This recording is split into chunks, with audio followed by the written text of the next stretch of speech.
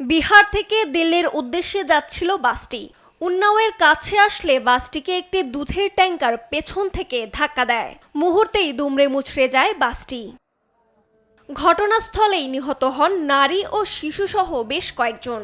আহতদের জরুরি চিকিৎসায় স্থানীয় এক হাসপাতালে ভর্তি করা হয়। মর্মান্তিক ঘটনার পর আহতদের দেখতে যান উন্নাওয়ের জেলা প্রশাসক গৌরাঙ্গ রাঠি। বিহার থেকে দিল্লির উদ্দেশ্যে যাত্রা করছিল বাসটি। ভোর ৫টা নাগাদ দুর্ঘটনাটি ঘটে। প্রাথমিক তদন্তে জানা গেছে বাসটি নিয়ন্ত্রণহীন গতিতে চলছিল। তবে কী কারণে সংঘর্ষটি হয়েছে তা খতিয়ে দেখা হচ্ছে। দুর্ঘটনার কারণ হিসেবে প্রাথমিকভাবে মনে করা হচ্ছে ঘুমিয়ে পড়েছিলেন ট্যাঙ্কারের ওই চালক। এ ঘটনায় শোক জানান উত্তরপ্রদেশের মুখ্যমন্ত্রী যোগী আদিত্যনাথ। আহতদের যথাযথ চিকিৎসা নিশ্চিত করতে স্বাস্থ্য বিভাগের কর্মকর্তাদের নির্দেশ দেন তিনি। রজনী রহমান, নিউজ ডেস্ক, দেশ টিভি।